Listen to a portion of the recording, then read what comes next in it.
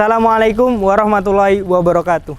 Pemirsa TV Madrasah dimanapun kalian berada, mari kita ikuti dakwah Ramadan, yaitu talk show mengenai pemuda dan bulan Ramadan yang akan disampaikan oleh Ustadz Muhammad Komarudin MAG dan di-host atau didampingi oleh Ustadz Sofwan Hafidh Mustafa MBDI. Selamat menyaksikan. Bismillahirrahmanirrahim. Assalamualaikum warahmatullahi wabarakatuh. Waalaikumsalam. Alhamdulillahi wa kafa. Assalatu wassalamu ala rasulihil mustafa wa ba'du. Pemirsa TV Madrasah yang dirahmati Allah, begitu juga dengan jamaah sekalian.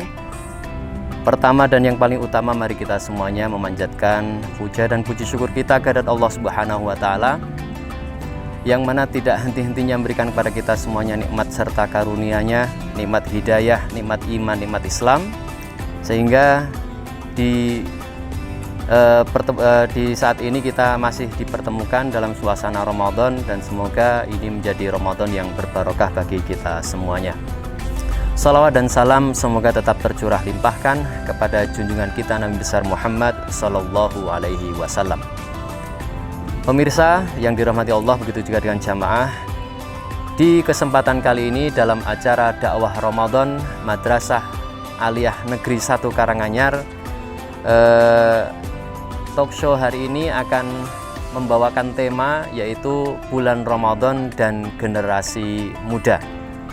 Dan telah hadir bersama kita semuanya yaitu beliau Ustadz Muhammad Komarudin, Magister Agama. Mari kita sapa dulu beliau. Assalamualaikum Ustadz. Waalaikumsalam warahmatullahi wabarakatuh. Kaifa halukum? Alhamdulillah. Alhamdulillah bi khair. Ustadz, antum kelihatan sumringah sekali hari ini. Alhamdulillah, benar sekali. Ayo. Oke, pemirsa dan jamaah sekalian, tema yang kita bawakan seperti tadi yang telah kami sampaikan, yaitu tentang Ramadan dan generasi muda. Maka paling tidak di kesempatan yang mulia ini kita akan membawakan dua permasalahan atau dua hal yang mungkin kita bisa bicarakan, Ustadz, yaitu yang pertama tentunya hal yang berkaitan dengan generasi muda, dan yang kedua adalah hal-hal yang berkaitan dengan Ramadan, dan mungkin akan kita korelasikan bagaimana pemuda dan Ramadan itu sendiri. Tapi sebelum itu, Ustadz, terkait dengan hal yang pertama yang ingin kita bicarakan ini tentang pemuda, Ustadz. Jadi seperti yang kita rasakan, apalagi saya sebagai seorang guru ini, kayak dalam hati kecil saya kok agak miris ya melihat keadaan pemuda sekarang itu. Misalnya banyak sekali pemuda yang mungkin bagi saya memanfaatkan waktunya dengan sesuatu yang mungkin kurang bermanfaat, Ustadz. Artinya seperti dalam keseharian banyak yang sibuk dengan HP-nya sampai kemudian lupa dengan tanggung jawabnya dengan orang tua, atau mungkin murid-murid kita sendiri misalnya ada yang kurang sopan atau ada akhlak yang kurang baik, ketika bertemu dengan guru tidak salam ataupun tidak menunjukkan karakter yang baik bagaimana dengan bertemu dengan seorang guru, atau mungkin hal-hal lain yang mungkin Ustadz sendiri punya pengalaman terkait itu. Maka pertanyaannya adalah sebenarnya, Ustadz, bagaimana sih pemuda dalam Islam itu? Mungkin juga bisa dikaitkan dengan bagaimana pemuda Islam pada zaman Rasulullah Sallallahu Alaihi Wasallam, bagaimana pendidikannya dan lain sebagainya. Monggo Ustadz mungkin bisa memberikan pencerahannya. Baik, terima kasih Pak Hafidh. Assalamualaikum warahmatullahi wabarakatuh. Waalaikumsalam warahmatullahi wabarakatuh. Salam berbahagia kepada pemirsa MTV dan yang ada di sini, semoga dalam keadaan sehat walafiat. Menjawab pertanyaan dari Pak Hafidh yang ganteng ini, alhamdulillah, tentang pemuda dan nanti dikaitkan dengan pemuda Islam. Sesungguhnya pemuda memiliki arti yang sangat penting dan memiliki kedudukan yang penting dalam kehidupan ini. Saking pentingnya, dalam mahfudzat Arab disebutkan syubanul yaum rijalul ghad. Pemuda hari ini menentukan pemimpin yang akan datang. Begitu juga saya ingat mahfudzat yang lain, inna fi yadi syubani amral ummah. wa fi iqdamihim hayataha. Sesungguhnya di tangan pemuda terletak urusan bangsa, dan di kaki mereka terletak kehidupan bangsa yang akan datang. Mahfudzat ini sebenarnya menggambarkan pemuda yang memiliki esensi yang sangat penting, perannya, kemudian fungsinya. Bahkan kalau kita kaitkan dengan dalam agama Islam misalnya, pada zaman sebelum adanya Nabi Muhammad SAW, kemudian zaman Nabi Muhammad SAW sampai kepada zaman sekarang pun, pemuda selalu memiliki peran yang penting. Atau kita meminjam istilah mahasiswa, pemuda itu agen of change, agen perubahan. Jadi kalau pemuda memiliki kualitas yang baik, memiliki pendidikan yang baik, apalagi dalam Islam, memiliki keyakinan yang baik, saya yakin urusan bangsa akan menjadi mudah dan lebih tertata. Adapun tadi misalnya prolognya Pak Alfid disebutkan bahwasanya ada keresahan, resah dan gelisah tentang pemuda yang kondisinya yang juga menjadi fakta bagi kita semuanya. Banyak pemuda yang pakai tinde, kemudian suka nongkrong, kemudian tatonan, terus gondes, gondrong tur besol, dan tidak mau melaksanakan ya kewajibannya sebagai seorang muslim. Memang itu sangat meresahkan, dan ini menjadi keprihatinan yang perlu membuat perhatian bagi kita semuanya sebagai orang tua, apalagi profesi kita sebagai guru. Sementara begitu jawabannya. Wah, terima kasih sekali. Jadi betapa dalam Islam itu peran pemuda sangatlah luar biasa. Bahkan Mbak Jim, jadi mungkin kalau saya ambil kesimpulan, barangkali anak-anak muda sekarang itu kayak belum sadar diri tentang betapa pentingnya mereka itu, betapa mulianya mereka. Jadi mereka larut dalam apalah, mungkin disebutkan dengan hal yang lainnya, tapi sebenarnya mereka sendiri lalai, mungkin bahkan belum tahu, Ustaz. Artinya jadi sebenarnya kita itu apa, fungsi kita seperti apa, ke depan kita akan jadi apa, seberapa menentukankah kita itu di kehidupan yang masa datang. Mungkin mungkin mereka kurang sadar atau mungkin kurangnya ilmu tentang itu. Kemudian ada satu pertanyaan, Ustaz. Jadi mungkin ya, artinya kalau ditanya anak-anak tentang tokoh ataupun pedoman ataupun panutan untuk yang mereka jadikan idola masa kini, itu mungkin barangkali kalau anak kekinian, mungkin bagi yang suka gamer, maka idola mereka adalah para gamer yang sudah punya banyak uang, misalnya siapa dan lain sebagainya, atau misalnya artis-artis yang bisa mendapatkan pundi-pundi uang, kemudian mereka menganggap itu adalah suatu yang bahagia dan lain sebagainya. Mungkin Ustadz barangkali antum bisa memberikan contoh ataupun profil contoh, mungkin ada tokoh pemuda yang mana dalam usia muda begitu menentukan. Jadi dalam Islam, dalam sejarahnya mungkin barangkali ada tokoh yang begitu menentukan dan usianya bahkan masih sangat muda. Jadi barangkali dengan seperti ini bisa memberikan motivasi, oh tiba nih, oh ternyata anak muda pun bisa sebegitu dahsyatnya perannya. Nah mungkin Ustadz barangkali ada kisah ataupun tokoh yang mungkin bisa menjadikan inspirasi, mungkin bisa di... Banyak Pak Hafid. Banyak nggih. Banyak. Tolong sebutkan Ustadz. Jadi berapa? Saya juga ya terserah. Oh. Nggak usah banyak aja ya, yang penting cukup ya. Kalau dalam bahasa Arab itu lebih dari 3 itu kan banyak ya. Mungkin kalau 3 saya 2 aja ya. Pak Fadol, ahlan wa sahlan pokoknya.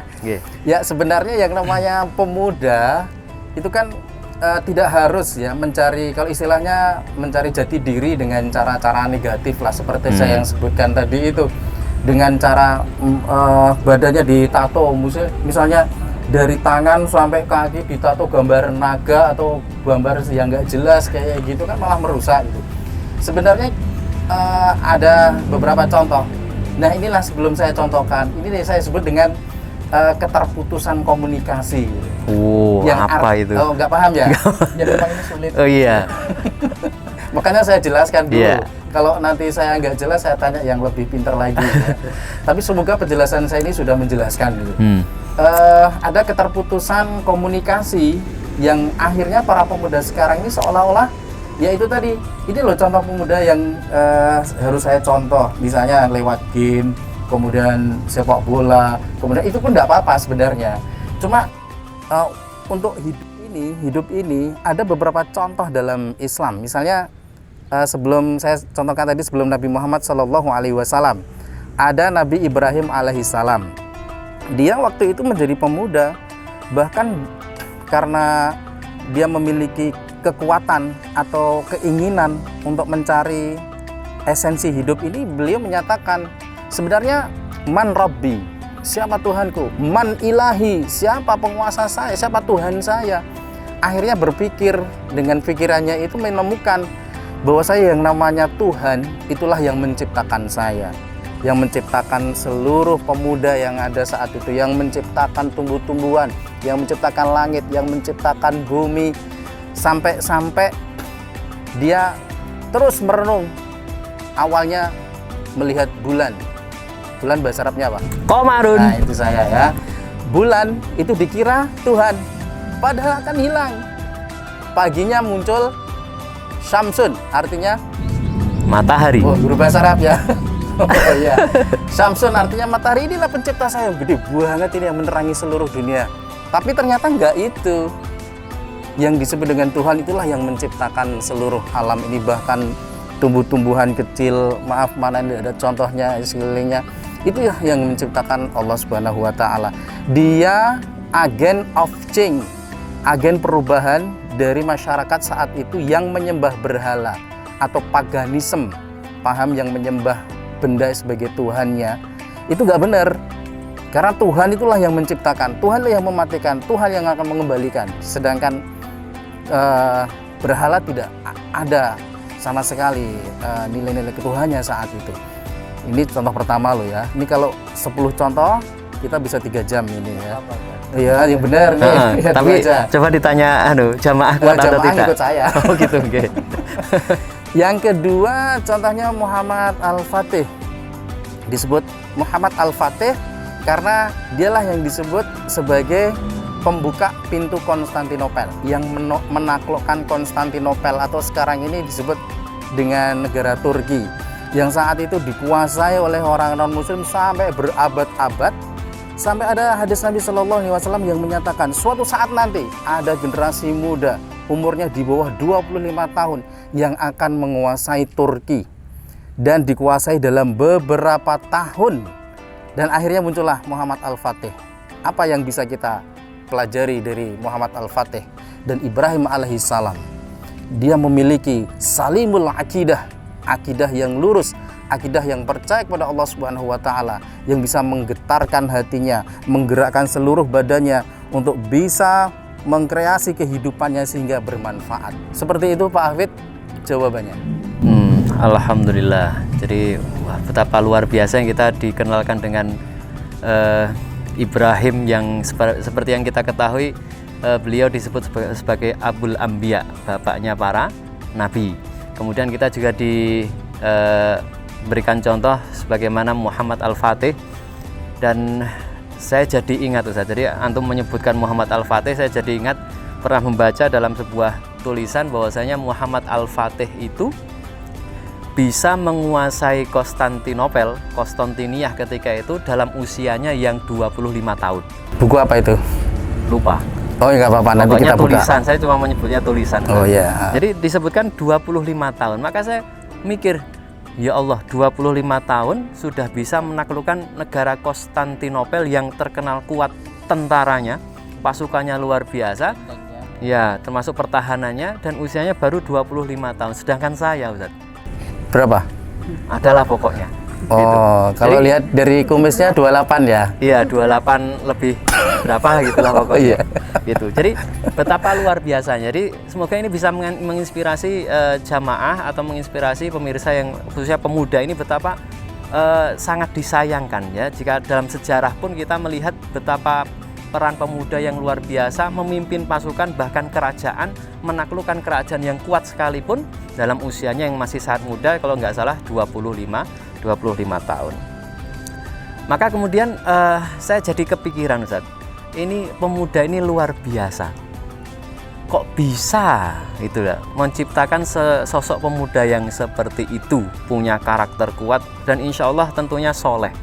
Ya tadi antum sebutkan juga memiliki salimul akidah, akidah yang baik, akidah yang benar. Nah, maka pertanyaan bagaimana, apalagi saya pribadi seorang guru atau barangkali pemirsa ada yang sebagai orang tua, bagaimana supaya punya anak yang kira ya seperti itu. Artinya dengan modal utama tadi akidah sohihah, kemudian bisa menjadi pemuda yang betul-betul bermanfaat, kemudian di masa yang akan datang menjadi pemimpin yang begitu, atau mungkin seseorang yang memiliki kedudukan yang sangat penting di dalam masyarakat ataupun negara. Nah maka kira-kira kiat atau bagaimana pola atau pendidikan yang perlu kita terapkan, Ustaz, supaya bisa menelurkan generasi-generasi yang super dahsyat seperti contoh tadi Muhammad Al-Fatih. Ya, ini dikaitkan dengan bagaimana menjadi seorang pemuda Islam atau pemuda secara umum. Sebab kalau pengen menjadi pemuda yang umum, nasionalis juga bisa, yang non Muslim berkualitas pun juga bisa. Tapi kira-kira pengen pilih yang pemuda Islam kan? Iya, karena saya memahami kalau kita menyebutkan pemuda Islam, insya Allah nasionalis. Oh begitu ya, Islamnya nasionalis. Oh kalau nasionalis belum tentu Islam. Bahkan ada slogan hubbul waton minal iman. Hubbul iman? Oh belum paham ya? Belum paham. Oh belum paham. Baik, sekarang saya jawab pertanyaannya tadi ya. Kiat-kiatnya sebenarnya kita ini kan bekerja ya, kita bekerja di unit kerja Man 1 Karanganyar, tapi menginduk pada Kementerian Agama. Kementerian Agama sendiri sebenarnya sudah juga memiliki cara-cara, kiat-kiat bagaimana membangkitkan pemuda. Include pemuda di situ adalah siswa-siswa MAN. Siswa-siswa MAN di seluruh Indonesia termasuk MAN 1 Karanganyar sudah membuat nilai-nilai dasar yang mereka miliki, insya Allah akan menjadi pribadi yang baik gitu, pemuda yang baik. Saya nyontek dulu ya. Oh di sini aja. Kalau di sini nanti kelamaan.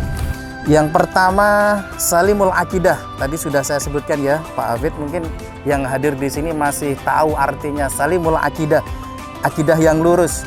Yang kedua sahihul ibadah, ibadah yang benar. Kalau akidahnya sudah lurus, akidahnya ibadahnya benar.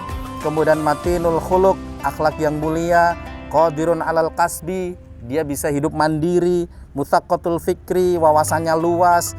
Quriyul jismi, fisiknya sehat. Mujahidun linafsih, jiwa yang selalu bersemangat. Munadzamun fi syuyunih, tidak macam-macam. Harisun alal wakti, menjaga waktu. Dan yang ke-10 yang terakhir, nafi'un li ghairi, atau berguna bagi orang lain.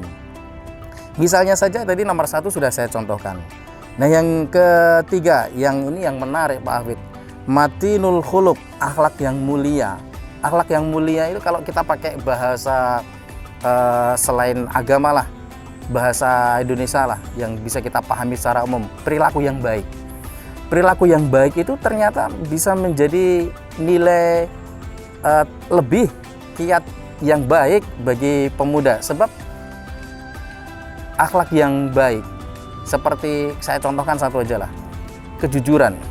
Siswa MAN 1 Karanganyar setelah selesai belajar dari sekolah ini, madrasah ini, kemudian bekerja di mana saja, kalau dia memiliki kejujuran, maka dia akan memiliki nilai yang baik, orang lain akan memiliki simpati, orang lain akan selalu mempercayainya, otomatis rezeki akan datang. Sebenarnya 10 yang dituliskan, digariskan oleh Kemenak ini sebenarnya menjadi nilai yang baik yang semuanya juga berdasarkan dari Islam. Ya mudah-mudahan lah Pak Hafid ya, siswa-siswa kita memiliki akidah yang lurus. Amin ya Allah. Akhlak yang baik. Amin ya Rabb. Ibadah yang benar, ya minimal bisa menghasilkan orang-orang jujur, orang-orang yang baik seperti para salafus soleh gitu. Begitu saja tentang kiat-kiatnya. Jadi kalau mungkin saya simpulkan ya, bil khusus mungkin bagi pemirsa yang sedang menyaksikan acara ini, maka silahkan daftarkan anak Anda ke Madrasah Aliyah Negeri. Wah, ini 1. promosi ya. Gitu Oke, ya? saya bantu ya. Oh gitu. Karena memang tadi disampaikan, antum sampaikan betapa ya, kalau dari kurikulum madrasah sendiri ke Kementerian Agama sudah mencanangkan itulah hal-hal yang perlu ditanamkan di dalam siswa, dari tadi al-aqidah as-salimah, kemudian sampai yang paling bawah tadi, dan itu semuanya ada di madrasah. Madrasah. Maka luar 10 biasa. nilai ada di madrasah. Maka Insya Allah jangan- keluar jadi ya, maka bagi pemirsa ini siswa soleh. jangan ragu-ragu lagi untuk mendaftarkan Harus. anaknya di Madrasah Harus Aliyah yakin. Negeri 1 Karanganyar harus yakin itu. Oh, yakin. Yakin dong. Masya Allah. Masya Allah.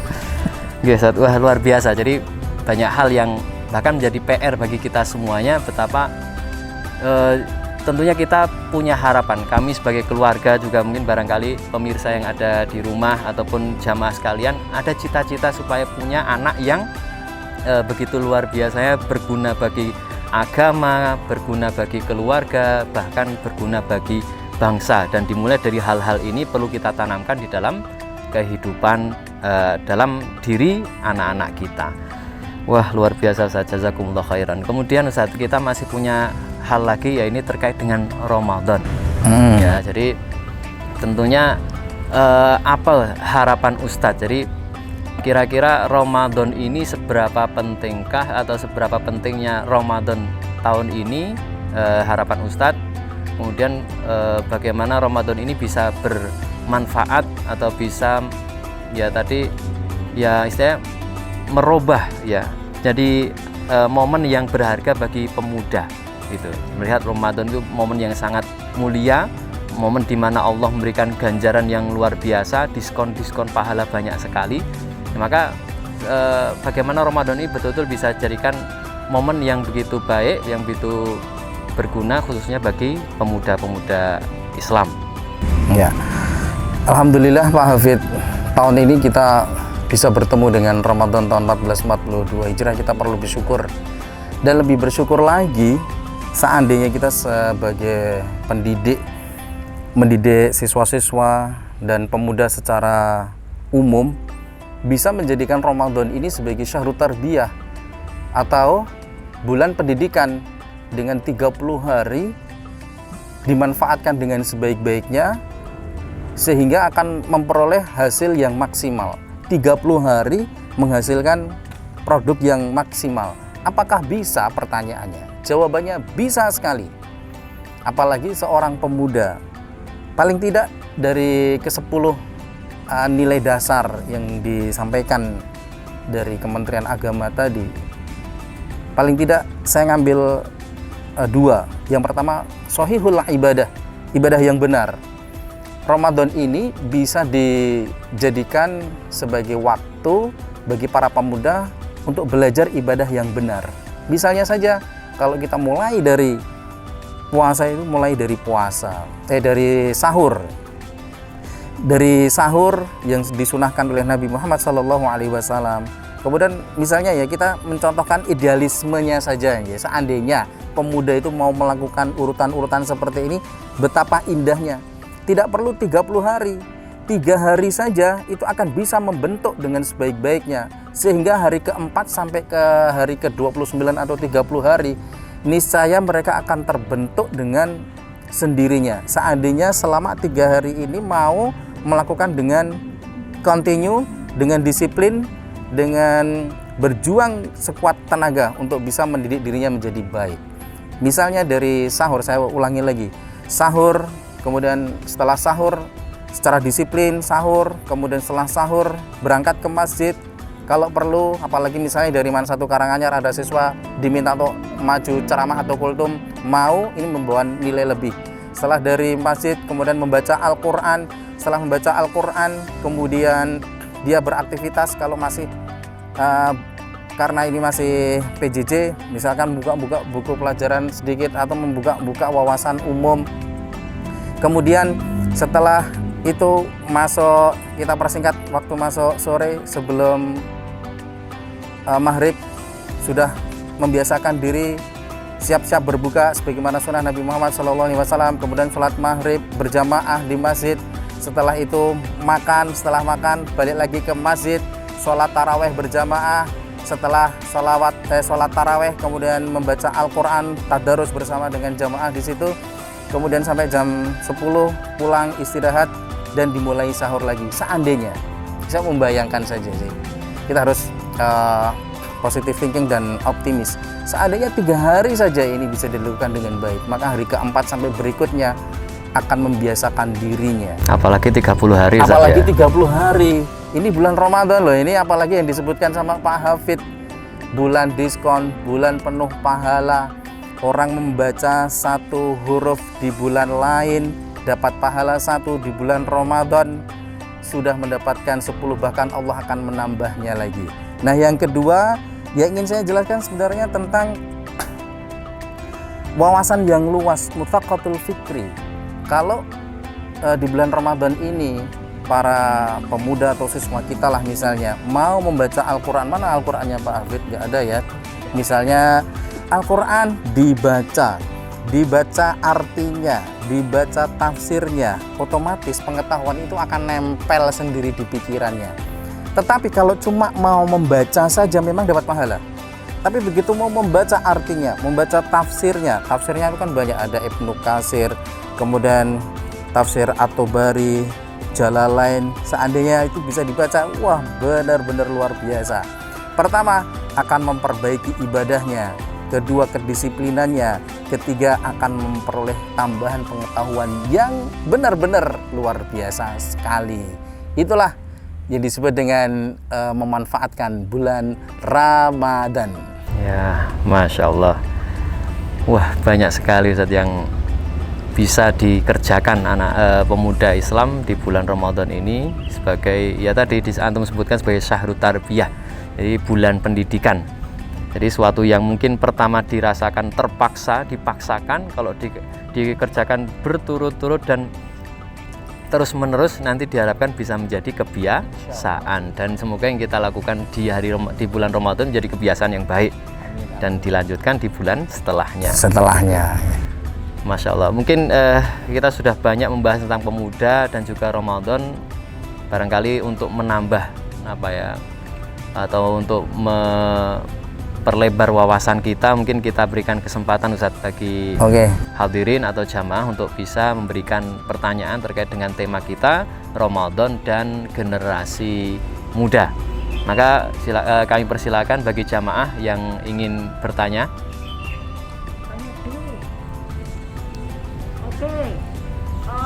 Pak Ustadz, saya ibu-ibu itu kadang sebentar Bu, mungkin bisa disebutkan nama perkenalan dulu. Dari siswa mana ya Pak ya? Pak Ustadz, saya mau nanya, saya ibu Panjaitan. Saya mau nanya, terkadang saya pusing, dibuat pusing oleh anak-anak ini Pak. Terkadang sudah besar-besar pun kita harus teriak-teriak. Nah, bagaimana ini?